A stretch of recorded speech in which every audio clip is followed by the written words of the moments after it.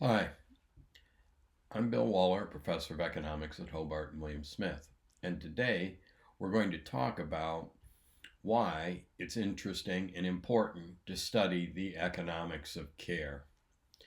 You probably don't think of care and economics at the same time, but when you consider that economics is about provisioning human life, human communities, the life process itself, care is a significant part of that. One of the things we always have to remember, and is a little bit contrary to the preconceptions of our culture, is that human beings do not live their lives as separate individuals, as atomistic individuals. Despite that, mainstream economics treats economics as the sum of individual behavior, individual consumers, individual firms, individual markets, all added together. The fact of the matter is, human beings are social animals. We always live in groups and communities, and we always have. Social animals require interaction with one another to survive, to manage in their environment, and when they are separated from the group, they often perish unless they find another group to live in. This is not a really high bar to reach. Packs of wolves are social animals. Herds of horses are social animals. Beehives are social animals. Ants are social animals. Okay? All of these animals live together in groups, and human beings have always been that kind of animal. Now, one of the interesting things in human evolution is that human beings evolved really big brains, among other things. And those really large brains would result in our intelligence, our capacity to learn, and do all the things that made us the dominant species on this planet, result in really large heads. So, in order for human beings to be born safely, they have to be born at a very premature stage in their development in order for that large head to emerge without damaging the baby or the mother. This means, unlike other primates, other species close to us, we're pretty much totally helpless when we are born.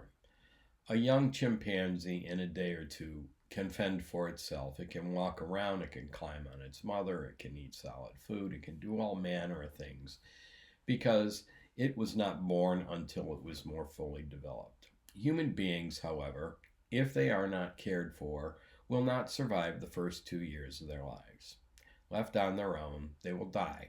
They cannot acquire food, they cannot move around, they can't protect themselves, they can't stay warm, they can't do anything for themselves, which means every human being requires, at the very minimum, 2 years of constant care and supervision to survive.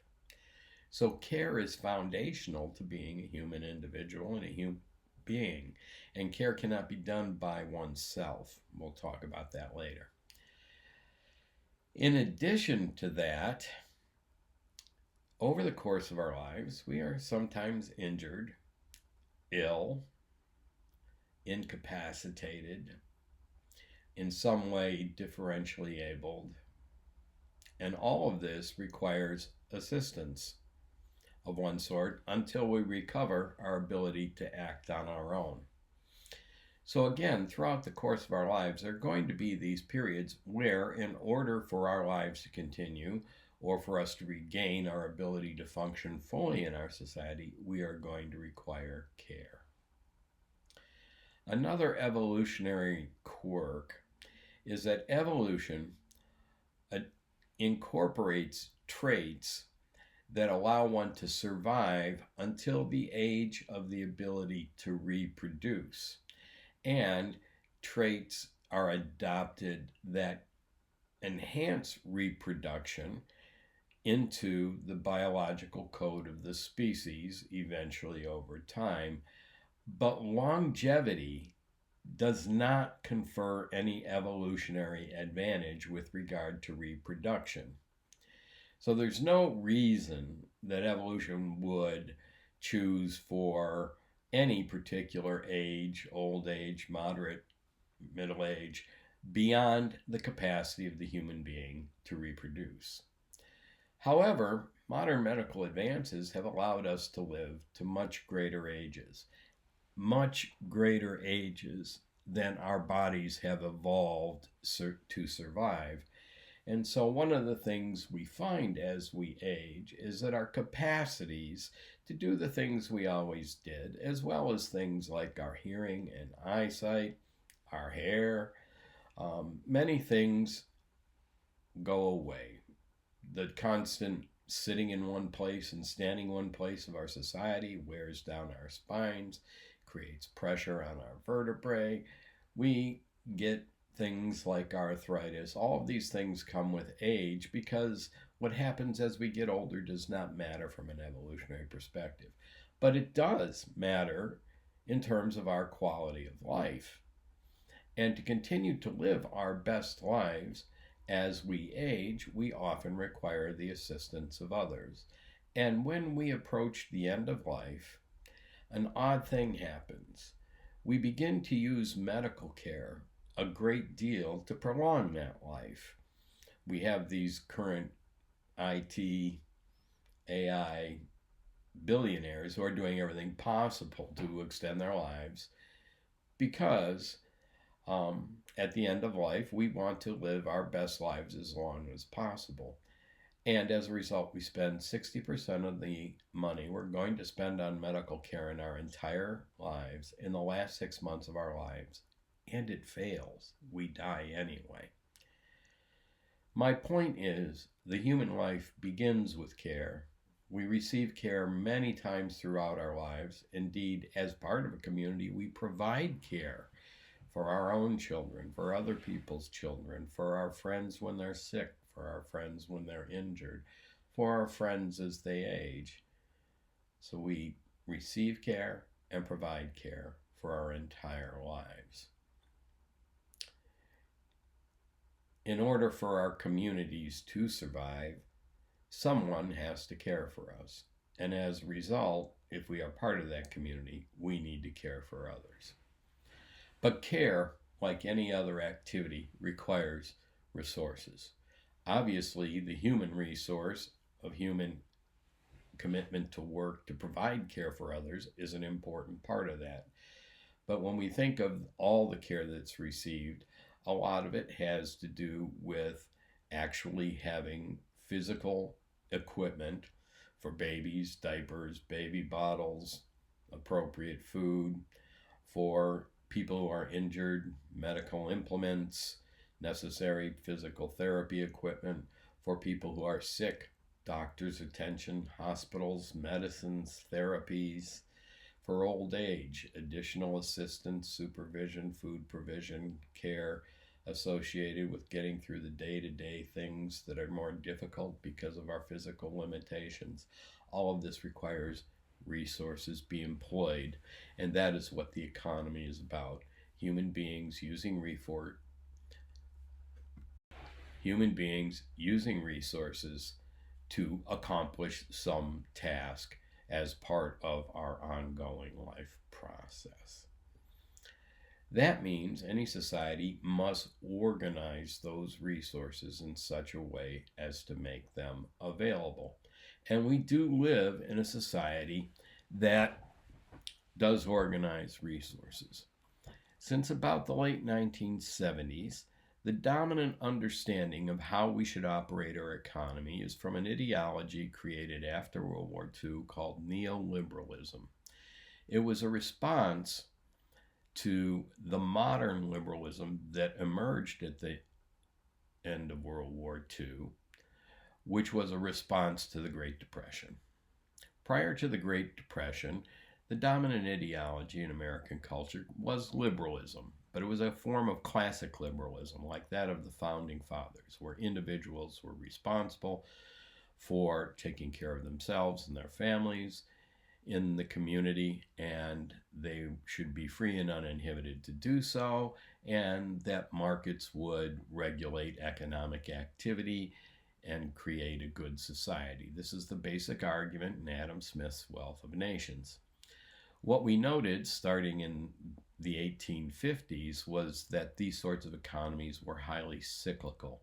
They had a tendency towards expansion, but also depression. In fact, in the United States, we experienced what's called the Long Depression that lasted from 1870 into the 1890s.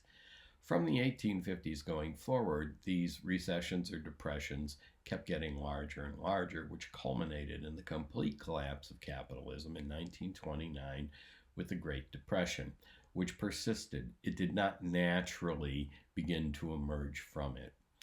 In that period of time, in the United States and other countries, we experimented with social policies to enhance economic activity in such a way as to get us out of the Great Depression. This is another long topic, but in fact, those experiments worked. In the United States, we put in the Social Security system and many other social programs that would substitute for private expenditures during depressions, thereby creating demand and economic activity. Conservatives from the old approach did not like this. There were many reasons. This modern liberalism was a big government liberalism. It involved a great deal of economic regulation of markets, it involved high taxation, and it involved in the government producing actual goods and services, which was seen by these conservative individuals as competing with private enterprise. In response to this, some conservative intellectuals and very wealthy businessmen created a new ideology, neoliberalism. They also created think tanks, they funded media, they created an institute to train lawyers and judges to think in terms of this new conservative approach, and they incorporated a lot of economics departments to build up the scientific justification for this. And neoliberalism began to take hold as an ideology after the oil crisis in 1973 led to the decline of American manufacturing industries and, of course, the internationalization of our economy. What resulted was something called neoliberalism, which was also big government liberalism, because a big government was clearly necessary for defense and diplomatic efforts after World War II. But otherwise, it was quite backward looking in terms of the economy. It was intended to disenfranchise labor movement and reduce unionization. It wanted to remove all of the social safety nets so that workers had to work for whatever wages they were owed. It eliminated enforcement of things like the antitrust laws so that firms could combine and get very large. It deregulated the banking system, which had been safe since the Great Depression because of that regulatory system. In other words, it dismantled all of these things that had created what we called the golden age of capitalism and replaced it with a free market, but not so free market system of huge corporations and oligarchic individuals in an unregulated economy, allowing for unregulated accumulation of wealth in the hands of the few at the expense of regular working people whose incomes have not increased since the beginning of this period. Now, fundamental to this new system is the incorporation of an old idea. There is the private realm. This is where the family is located, and this is where social reproduction takes place, primarily the household. In the household, the members of the family work to sustain the family by doing all the work necessary for social reproduction outside the market system at home. And thus, compared to the market system, it has no particular value. The market system is the locus of value. This is in the public realm where politics and economics takes place. And in that realm, individuals are assumed to work on the basis of their own self-interest. They pursue their self-interest exclusively. And they do so in isolation from all others, meaning we are talking here about autonomous individuals. that do not act based on what other people do. They simply pursue their own self-interest, and they do this to earn an income which they take back to the private realm where social reproduction is done, and that funds the family. Ideally, in this neoliberal ideology, these two realms do not overlap at all. Okay? And this notion of a public-private realm is an old idea, and largely historically the public realm has been the realm of men and male opportunity and activity, and the household has been the realm of women and children engaged in the activity of social reproduction. Of course, this has to take place or there are no workers for the next generation, but that little connection is overlooked, sort of. Now, what does this mean? Well, the dominant sector is the public realm.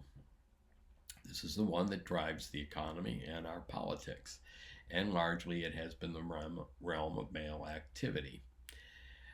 And the household is supposed to quarantine all of this work of social reproduction, the household, the raising of children, the caring for the injured and sick, and the caring for the elderly.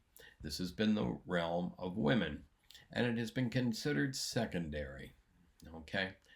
Now, this is an ideological conception. The reality is there is very little separation between these two. And in the era of neoliberalism, there became even less. Okay? Why is the reason did there become less?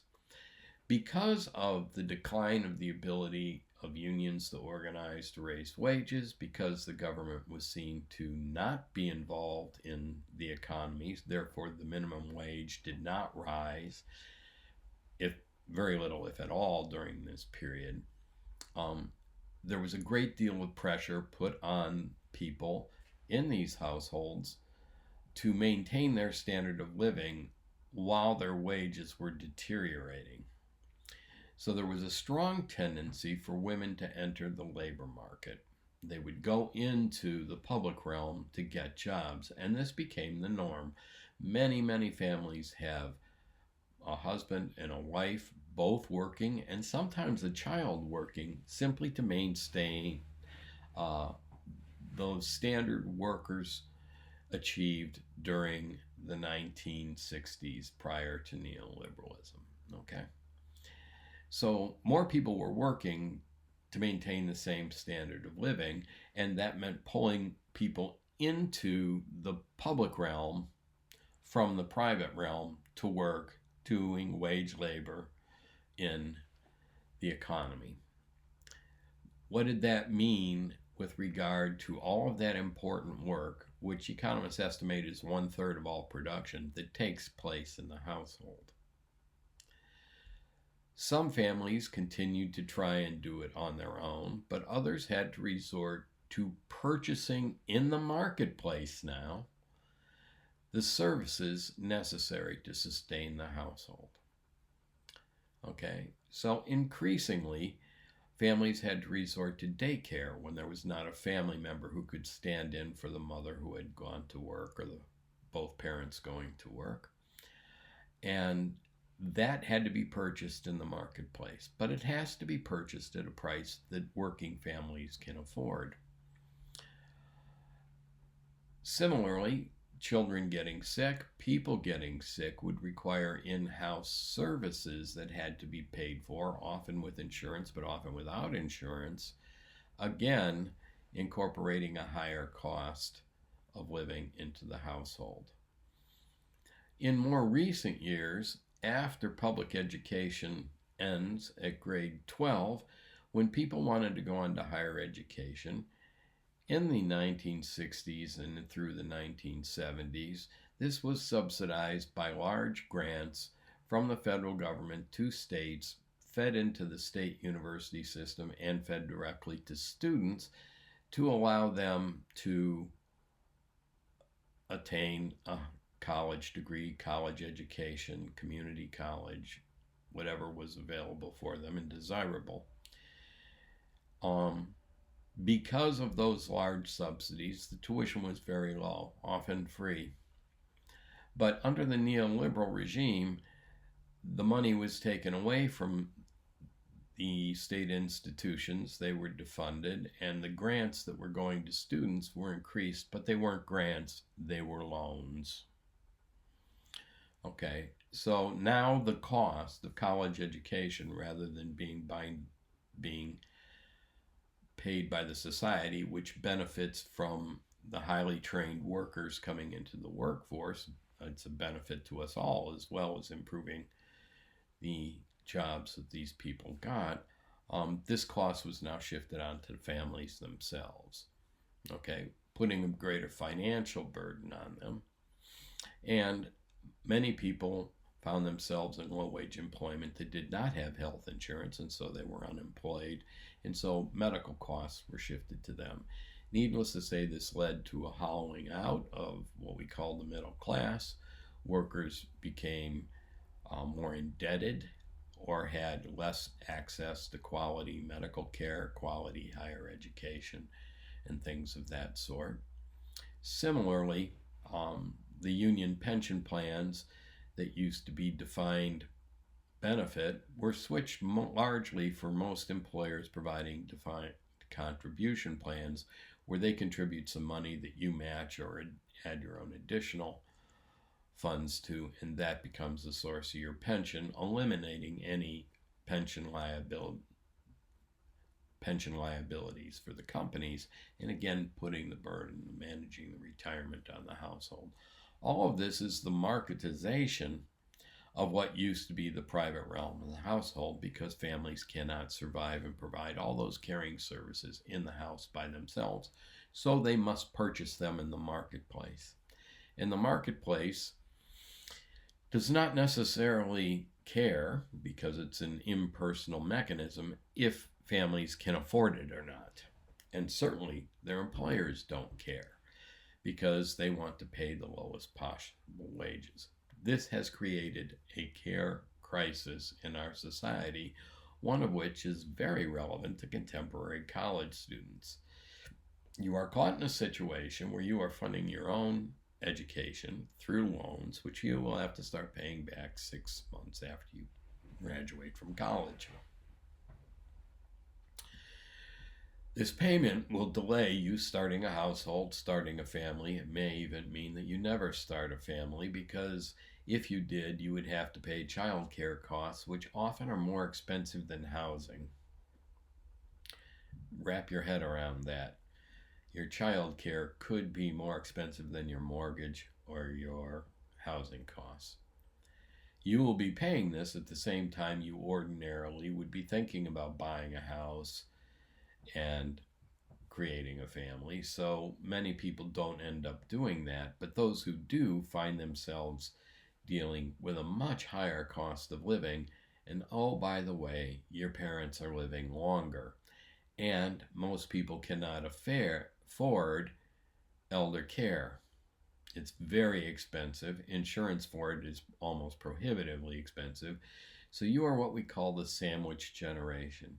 You are very likely to be caring for children in your household while paying off your student loans and supporting your elderly parents.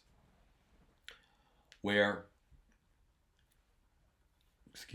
are the resources going to come for you to do that? This raises a great deal of important economic issues. We live in a competitive capitalist economy, and capitalist economies create winners and losers. Some people start businesses, but the overwhelming majority of new businesses fail. And when businesses fail, people lose their jobs. So all of a sudden, in an economy driven by money, you find people who have fallen out of the system and do not have access to funds to restart their lives or try again at business. So what happens here? Historically, bankruptcy laws allowed people to recover and get a fresh start by eliminating their debt, but the ability to use bankruptcy laws, particularly for individuals, has been greatly constrained because of the power of the companies that issue credit. The social safety net, which used to catch unemployed workers and families who have been out of work for an extended period of time to provide them with subsistence, training, and the opportunity to get back into the economy, have been slashed by a wild man with a chainsaw supported by an utterly uncaring administration that does not care about people at all, that cares about the accumulation of wealth by the oligarchs in large companies and large banks in our society. So there is no way to get back into the public sector of the economy once you fall out. It's very difficult. And the cost of the care that would be needed by a family, plus the things like retraining, relocating, whatever one would need to do to find a job to reacquire income, all falls on the family. None of the programs that used to be available continue under our current regime. So care is in crisis, and getting the resources to individuals to care who need care is even more difficult. This raises the issue of who is responsible for the care necessary for our communities to persist. A great deal of that care work is done informally by individuals helping one another and by social organizations devoted to providing these services. We think of these as community lunch programs, food banks, community-based child care, Head Start to some degree, community-funded daycare centers funded by churches or other organizations. There's community-based elder care programs, community centers. All these things are done by local government or private organizations to try and fill in those gaps, particularly for those in most dire circumstances. And those resources are raised by fundraising.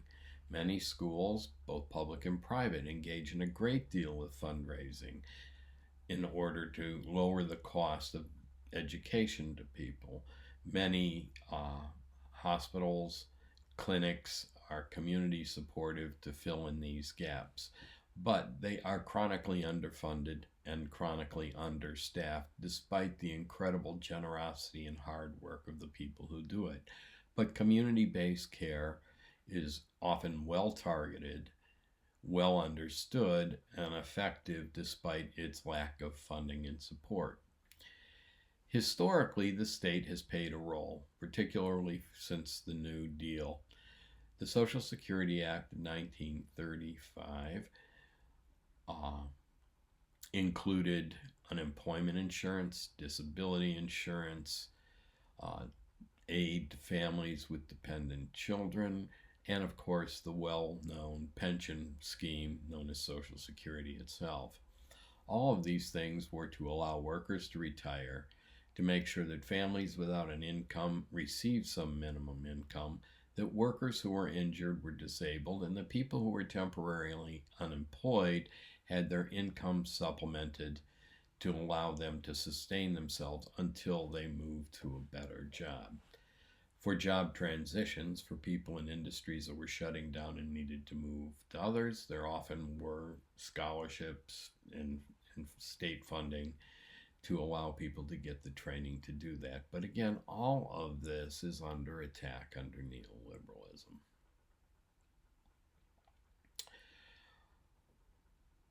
There is also the issue of the other side of this. When we have to purchase caring labor, caring services from the marketplace, if we are under this income pressure to begin with, we can't spend a great deal of money on this, which means the people doing this work for pay generally cannot command high wages. They may deserve high wages, they may be very highly trained, they may be very highly skilled, and they may be working very hard, But the fact is, most people can't pay for it.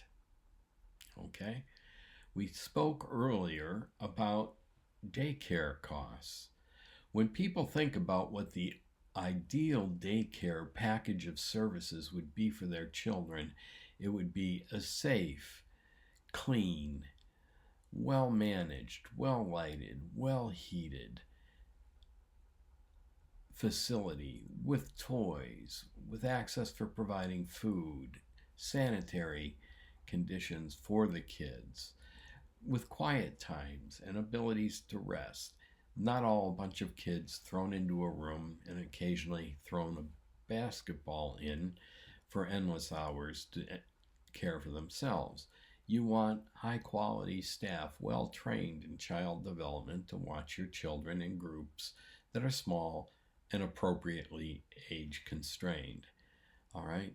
This would be very expensive.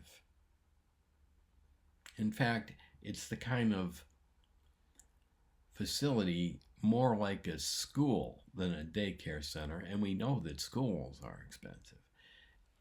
And people to staff this are expensive, but most people can't pay the kind of salaries these people deserve. As a result, it attracts people who are deeply committed to child care and will do it because they like kids and it's a kind of work they want to do for relatively low wages.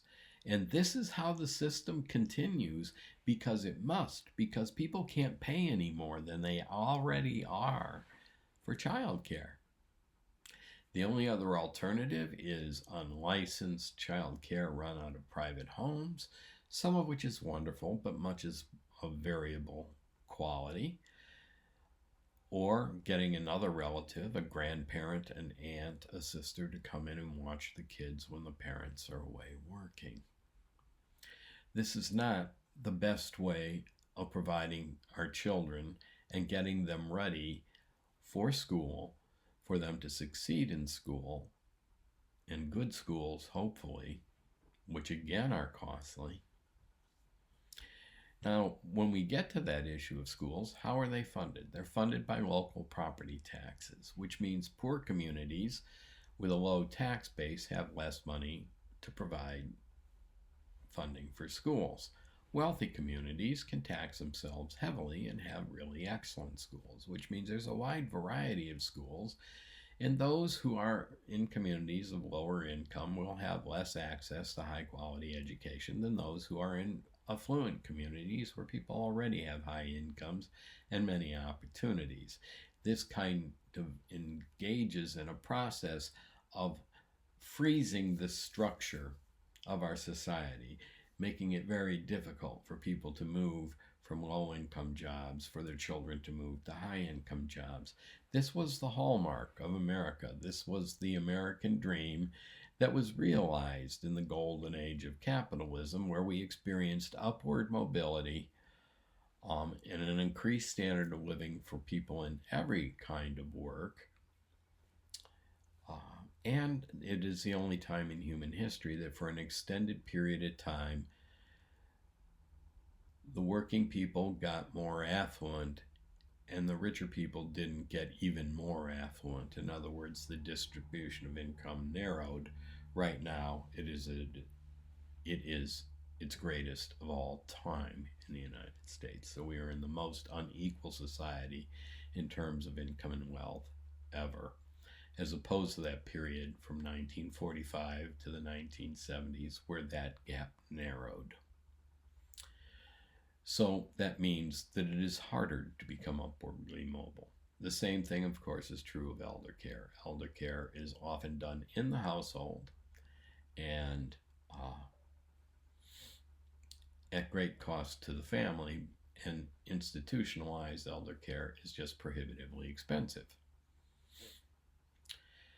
Where does this leave us in our study? There are a number of questions. The first is, what is care?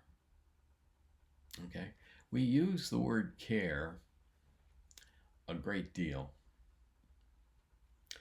Care is a situation where one person stops pursuing their own goals and turns their actions and activity to assisting another person pursue their goals temporarily. We call this motivational displacement. You move from pursuing your goals to someone else's. You're assisting someone else to achieve their goals. Upon the completion of that process, you return to pursuing your goals. Okay? Notice this is a social construct. It involves always more than one person, because you cannot motivationally stop pursuing your own goals to pursue your goals. This means that self-help is not care. Self-care is not care. That's called living. Care is a social process. It involves one person helping another. We do this because most of us have the capacity for empathy and sympathy. We look at someone who has a need that they can't fulfill.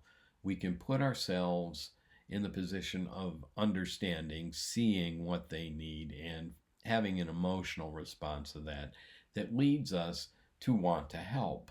This is a human capacity called empathy or sympathy that most people have as part of their human element of their existence, but not all. And this drives us to care for other people. All right. This sometimes involves work, doing something for them, helping them do something for themselves.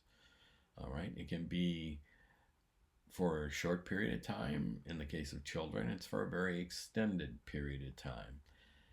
But it also often involves resources. It involves work. But not always. That's an interesting thing about care. You've all gone to the hospital to visit a friend who was in there for some illness or injury, and you go there and you just spend time with them. Obviously, you're not providing medical care. And this is an interesting thing we find about this. Being there for someone in need is helping. It is care. Because one of the things that happens in a society that values autonomy and self-interest and treats that as the norm of a human being in the public realm puts a person in a situation of feeling inadequate and incompetent when they cannot act autonomously on their own in their own self-interest. Moreover, when they do that, they are generally removed from those work activities which reinforce that vision of self and put into a place that emphasizes their dependency and their isolation from that public world. When you simply show up, you remind them they are part of that community, that they are a person who is participating fully in society, and your being there reminds them that this is temporary and that those social connections aren't gone and they will return to that life. It prevents despair. It prevents this loss of the sense of self. So you can actually provide care just by showing up. But often, more is required. There's another interesting thing about this empathy and this notion of care. It acts over great distance and great social connections. It does tend to get weaker the more distant socially someone is to you. But many people engage in important acts to help other people at great distance. We see a tsunami in Sri Lanka and we donate money to help people overcome that. People donate blood to the Red Cross all the time with no idea of who it's going to go to, just because it's a good thing to do. This is people recognizing they would want help if they needed it, and therefore they provide help to unknown people all the time. How does this relate to care? Well, as we said, care is taking your actions and diverting them to someone else's goals temporarily to facilitate their return to autonomy or to their best life possible. We use the word care in many ways, though. We talk about care and saying we care about something, right? We care about the manatees in Florida getting hit by boats. All right? Of course we do.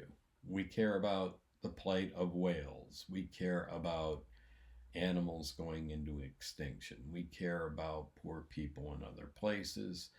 We care about the loss of plant life in trees and forests. We care about all these things. But that's a mental act, right?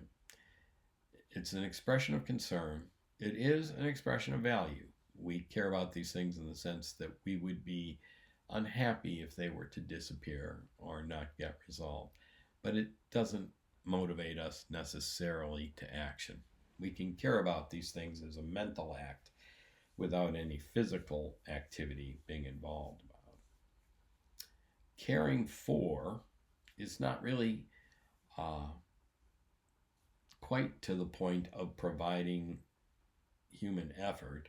Caring for is the acceptance of responsibility for the well-being of another.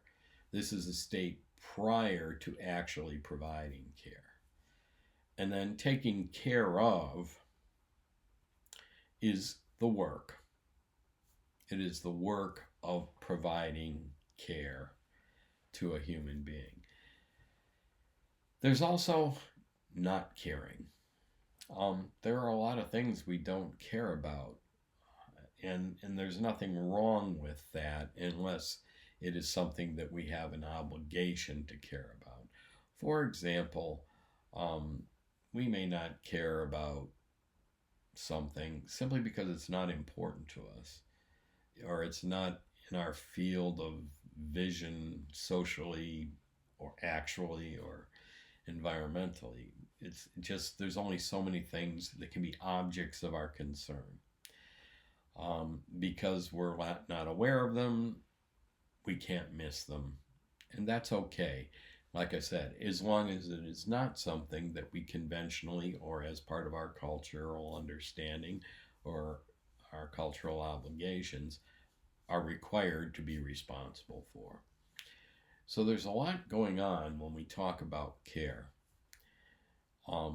Then it's about who should do the caring and who is doing the caring and how is the caring labor being provided, and when it's being done for pay, is it being compensated fairly?